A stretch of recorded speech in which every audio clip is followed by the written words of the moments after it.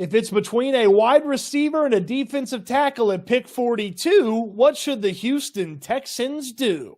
Welcome into the channel. I'm Cody Stoots. Let's talk some Texans and let's talk some draft. The 42nd overall pick is the Texans' first pick in the 2024 NFL Draft as we talk today. That by virtue of trading out of the first round, down from 23 with the Minnesota Vikings. They picked up that extra second-round pick next year as well as the Vikings' second this year, and then there was a late-round little flipperoo with the Vikings as well. But the Texans are on the clock at 42 as we talk about it right now. If it came down to a defensive tackle versus a wide receiver, what should the Texans do if that's the two players that make the most sense at 42? Well, before we talk about the players that could be available and which prospects would make the most sense, we got to figure out what the Texans have and talk about what's currently on the roster at those two spots. So here's the defensive tackle room and the wide receiver room for the Houston Texans, and new additions are in green. So players signed in free agency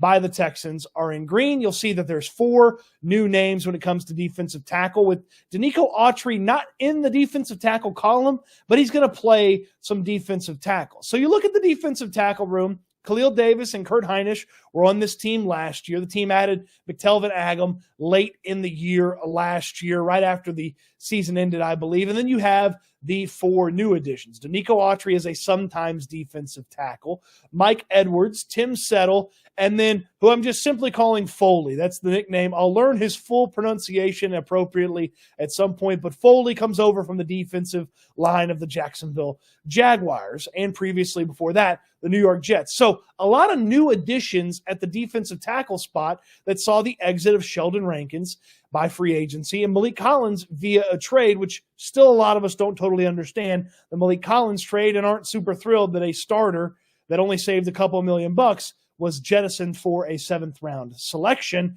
But that's about all we've got on the Malik Collins situation. The Texans maybe know something about Collins and maybe his health situation that we don't, or they just wanted to try something new and different in the defensive tackle room. Well, they've got options to be new and different at defensive tackle. Then you flip it over to wide receiver. We know about how good Nico Collins was last year. Tank Dell would have been one of the best rookie wide receivers statistically if he was healthy all year long. He was still one of the best rookie wide receivers, only playing a portion of the year. And then there's the rest of the wide receiver room.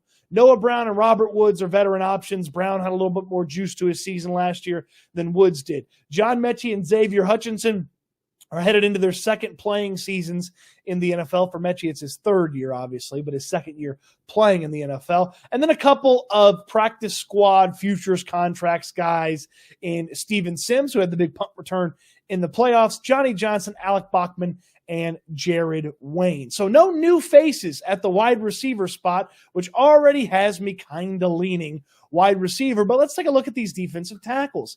This does not scream for sure starters. This screams full-on camp battle between these 5 names for the 2 defensive tackle starting spots. And then Denico Autry is going to play a little defensive tackle for you as well. So a full-on battle between Davis, Hinish, Foley, Edwards, and Settle. Yes, it could emerge with survival of the fittest, but even then, is that player really good? Is that the player that you want to have starting a defensive tackle in replacing what Sheldon Rankins and Malik Collins put together? And it's going to be a little bit easier to play defensive tackle because the edge game is going to be better. Danielle Hunter's going to help out. Will Anderson's going to be better than last year. Obviously, when Denico Autry spells one of those guys, that's a nice presence as well. So it's going to be easier to play defensive tackle. So maybe the necessity of talent is a little bit lower. Over at wide receiver, Noah Brown is the 3rd wide receiver. Yeah, if he's going to be Cincinnati Noah Brown, that's awesome. But he's not going to be Cincinnati Noah Brown every week. And he didn't stay healthy last year. He missed time at the beginning and the end of the season. So it's tough to count on him. And you have to start thinking about and looking about what type of player is going to be available. So let's take a look at the wide receivers in this class and see who realistically could be available for the Texans. Now, Marvin Harrison Jr. from Ohio State, Malik Nabers from LSU, and Rome Odunze from Washington, they're not going to get anywhere close to the Houston Texans. They're not getting anywhere close. They weren't getting close to the Texans at 23, much less 42. So the top three guys are coming off the board. I believe Brian Thomas Jr. at LSU is also going to come off the board by the time the Texans would have been on the clock for even 23, but certainly for 42. Then that leaves a big group here between Adonai Mitchell from Texas, Ladd McConkey from Georgia, Xavier Worthy from Texas, Troy Franklin from Oregon, so on and so forth. There's a big group here. There are some other first-round wide receivers. So now let's just tick off two more. So let's tick off Adonai Mitchell and Ladd McConkey as also first-round wide receivers. So now all of a sudden, 6 wide receivers have come off the board. 6 wide receivers have come off the board in this scenario here. And the Texans haven't even gotten to the second round where they pick 42nd overall. So you start to think about, okay, is the 7th, 8th best wide receiver as good as what might be there from a defensive tackle standpoint? So let's look at the defensive tackles. Byron Murphy from Texas, he's my favorite defensive tackle in this draft. He's not going to be available at 42. But Johnny Newton, he's been all over the place. I've seen Newton as high as the teens. I've seen Newton as low as the 50s in mock drafts, rankings, and projections. I'm at Tankathon right now. They've got him ranked 26th overall. Let's just pretend Johnny Newton's off the board as well. But by the time the Texans get on the clock, could Braden Fisk, one of the other defensive tackles who's a standout, could he be on the board? Could Devondre Sweat be on the board at 42 when the Texans are picking? Chris Jenkins, Michael Hall Jr. These 4 guys are kind of the sweet spot here of the defensive tackles that should be available for the Texans. Now, obviously, Johnny Newton slips to you. It might be a no-brainer. You take Johnny Newton, but I don't think he's going to be there. So then you start really weighing it. The 3rd, 4th best defensive tackle or the 6th, 7th best wide receiver. When you put it in those terms, it seems pretty easy. You say defensive tackle. I like Braden Fisk. I like Devondre Sweat. Those are really nice prospects, really interesting players. I don't believe that on day one of the 2024 NFL season, they are for sure ahead of a lot of the veterans on the defensive tackle depth chart. I don't know for sure that they are a guaranteed on the 2 deep player day one in 2024. Do they turn into that? Absolutely, I can see where they turn into that. But I can't today in good faith tell you that I know Devondre Sweat or Braden Fisk or Chris Jenkins are beating out any number of those veterans that we talked about in the defensive tackle room to for sure be a starter, much less a consistent role player for this team right off the bat. And you got to think about what you're hoping to get at 42. The Texans believed with the trade back that basically players around the 20s are basically the same as the players that are around the 40s. So you're hoping to get an immediate contributor at 42, a guy that can help you right away. Does a rotational defensive tackle feel like he helps you right away? It doesn't feel like he helps you right away to me. But let's flip back to those wide receivers. Let's go look at those wide receivers again. And again, we're knocking off the top 6 names. Xavier Worthy. You don't think his speed could be an immediate help, an immediate tool or weapon? He'd be the fastest wide receiver on the Houston Texans. Troy Franklin. I know he has some issues with the point of catch, and he's a little bit of a slider framed guy, but he has immediate speed that can help right away. He has a speed element that the wide receivers the Texans currently have on the roster don't possess. Franklin can turn on the burners.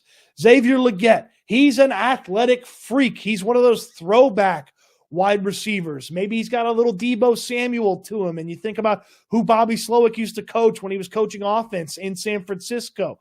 That's a name that's interesting. Pretty Ricky Purcell, he's a guy that's interesting.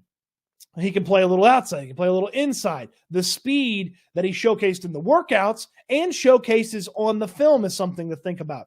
Roman Wilson, having played in a pro-style offense, playing inside, playing outside. Yeah, he didn't run as fast initially in the first 40 at the combine, but then he turned on the jets, and you see it in the tape.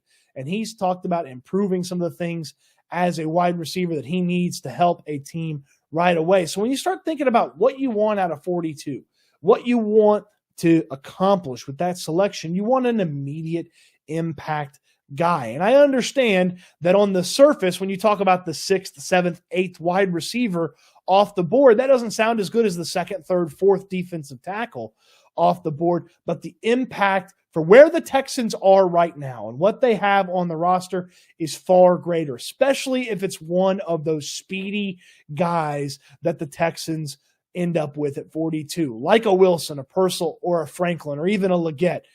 If those guys have a unique ability that the wide receiver room doesn't currently possess, it feels like they can impact more right away. Plus, you think about the ability to put a wide receiver on special teams and help out. Again, 42 overall, maybe it's a starter, maybe it's an initial rotational player. You hope it's a starter at 42 overall. If it's not a starter, they probably need to help on special teams because they're going to be on the roster. A wide receiver can help you out on special teams a lot more than the big fella, the defensive tackle. I don't want this to be big fella disrespect. I'm clearly a big fella, but I'll go for the wide receiver in this scenario. What say you?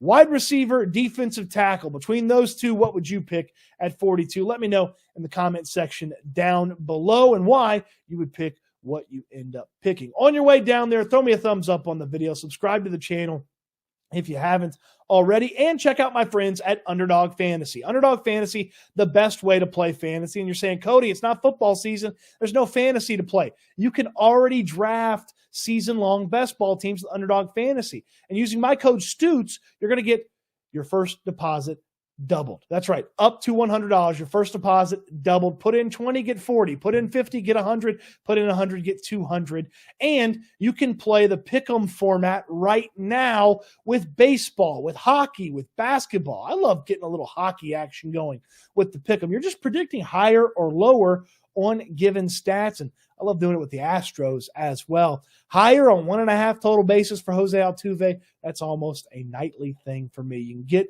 your fantasy fix outside of football season with my friends at Underdog Fantasy, and you get 2 times your first deposit with my promo code Stoots. That's STOOTS, promo code Stoots, 2 times your first deposit when you sign up. In the link in the description down below. That'll take care of you, and of course, always game responsibly. So, defensive tackle, wide receiver. I lean wide receiver at 42. The big fella would be shortly after that on my wish list, though. I know that they may not start right away, but a lot of those investments that they've made at the defensive tackle spot, maybe they're shorter-term investments. A long-term investment with a second-round pick. The Texans have 2 of them, but I'd go wide receiver at 42 with a big fella to follow a little bit later on. Let me know what you think in the comment section down below. Hope you enjoyed the video. Thanks for watching, and I can't wait till we talk Texans again soon.